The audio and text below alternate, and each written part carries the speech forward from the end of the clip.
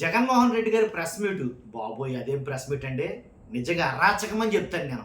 మొత్తం గెలిగేసాడండి. మనం మామూలు కాదు. ఏంటి ఏదో ఇసిరి గారి నుంచి విమానం దాకా.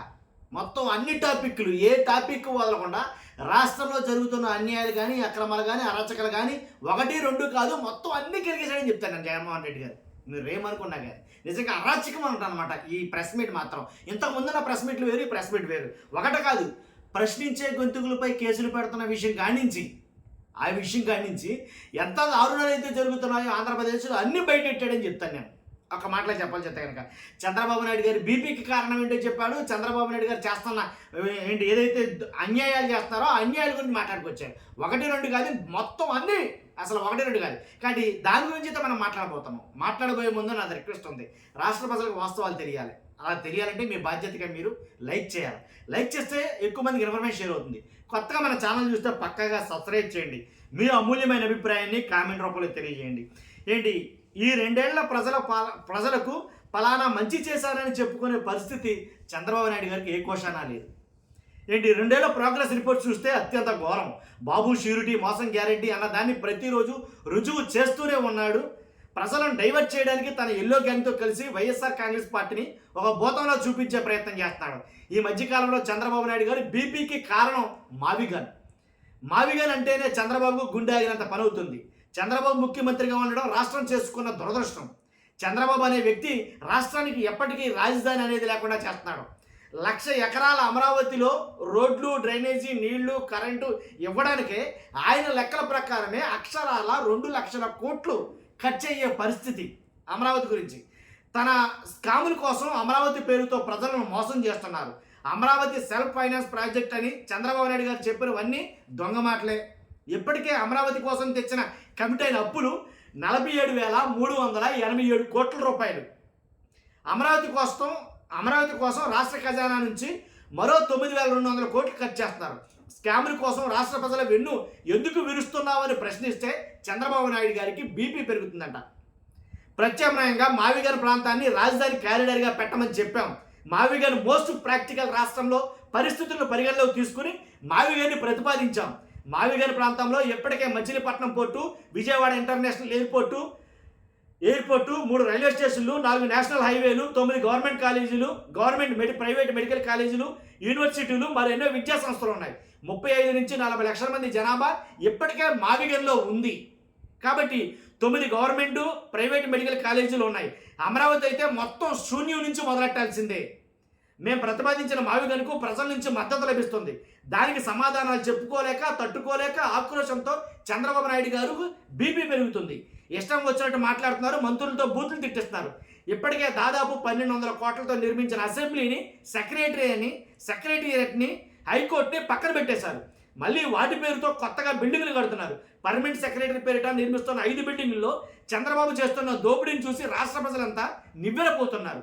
2018లో ఇదే 52,20,496 స్క్వేర్ ఫీట్లు బిల్డప్ ఏరియాతో ఇవే 5 బిల్డింగ్లు కట్టడానికి 2018లో ఇవే 5 బిల్డింగ్లు కట్టడానికి 2,271 కోట్లు చంద్రబాబు నాయుడు గారు టెండర్ ఖరారు చేసి పనులు అప్పగించాడు. ఈ లెక్కన ఒక్కో స్క్వేర్ ఫీట్కి సుమారుగా 4,350 రూపాయలు పడుతుంది. అంటే 2018 రేట్లకు అప్పటికి ఇది ఎక్కువ. 2019కి ముందు చంద్రబాబు నాయుడు గారు ఏ కంపెనీలకు ఏ పనులు అయితే ఇచ్చాడో 2024లో టెండర్లు రద్దు చేసి పిలిచిన తర్వాత మళ్ళీ అవే కంపెనీలకు అవే పనులు ఇచ్చాడు. ఒక టైలర్ మేడ్ రిగ్గింగ్ పద్ధతిలో టెండర్లు కట్టబెట్టాడు. దీని వెనక ఉన్న మంత్రం ఏంటో చెప్పమని అడుగుతుంటే బాబుకు బీపీ పెరిగిపోతుంది. అంతేకాదు ఇదే 5 బిల్డింగ్లకు సంబంధించి కేవలం స్ట్రక్చర్ల కోసమే 4,354 కోట్ల రూపాయలు ఖర్చు పెడుతున్నారు. అదే కాంపౌండ్లో డ్రైనేజీ, నీళ్లు, ఇతర ఇన్ఫ్రాస్ట్రక్చర్ కోసం మరో 1,053 కోట్లు ఖర్చు పెడుతున్నారు. లిఫ్ట్లు, ఏసీలు, ఎలక్ట్రిక్, ప్లంబింగ్ పనుల కోసం మరో 2,316 కోట్లు ఖర్చు పెడుతున్నారు. మళ్ళీ దీనికి అదనంగా అద్దాల కోసమని మరో 2,540 కోట్లు, డిజైన్ల కోసమని మరో 400 కోట్లు ఖర్చు పెడుతున్నారు. ఇప్పటికే ఈ మొత్తం ఈ 5 బిల్డింగ్ల ఖర్చు 10,665 కోట్లకి చేరింది. అంటే స్క్వేర్ ఫీట్ ఖర్చు 20,427 రూపాయలు అయింది ఒక్కో స్క్వేర్ ఫీట్ ఖర్చు. మళ్ళీ వీటిలో ఇంటీరియర్ కోసం, ఫర్నిచర్ కోసం, ఇతర బ్యూటిఫికేషన్ సదుపాయాల కోసం ఖర్చు చేసిన తర్వాత స్క్వేర్ ఫీట్ 30,000కో 40,000కో చేర్చి ఎంత జోచేస్తారో తెలియదు. పైగా ఈ బిల్డింగ్లను కట్టేందుకు ఇసుక ఫ్రీ, జిఎస్టీ 18%, సేనరైజీ మెరిట్, డిఎంఎఫ్, ఎన్ఏసి ఫీజులన్నీ కూడా రీఎంబర్స్మెంటే.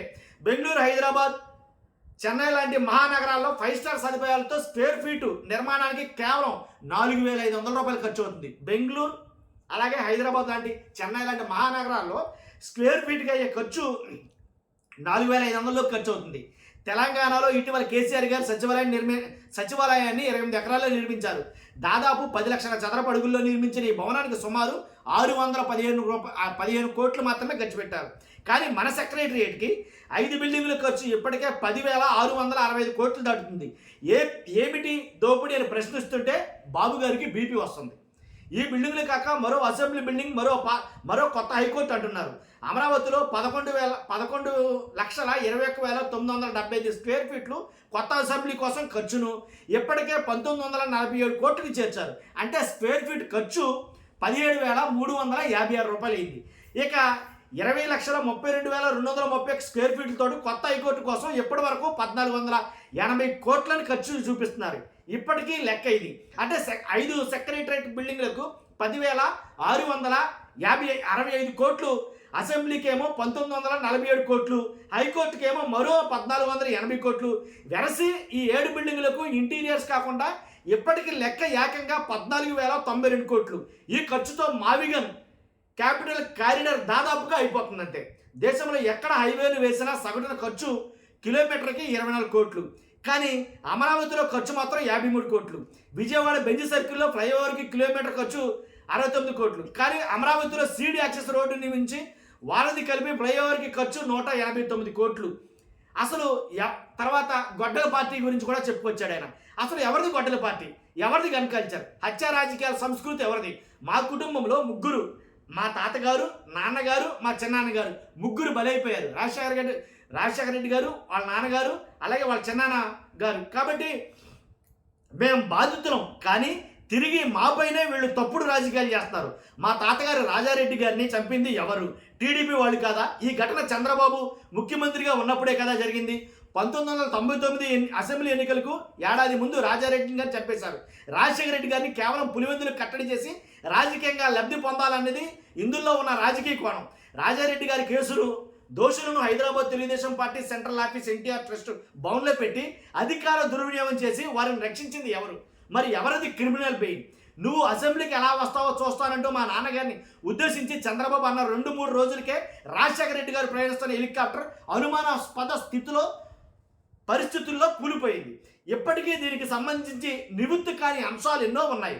మా చిన్నాయన వివేకానంద రెడ్డి గారు ఇదే చంద్రబాబు గారి ప్రభుత్వంలో హత్యకు గురైన మాట వాస్తవం అయితే, పైగా తానే హత్య చేశారంటూ సాక్షాత్తు టీవీ లైవ్ షోలో చెలరైపోయి మాట్లాడిన దస్తగిరి అనే వ్యక్తి వాళ్ళ స్వేచ్ఛగా పోలీసుల వత్తస్తో దర్జాగా కార్లలో తిరుగుతున్నాడు. అర్థమైంది కదా?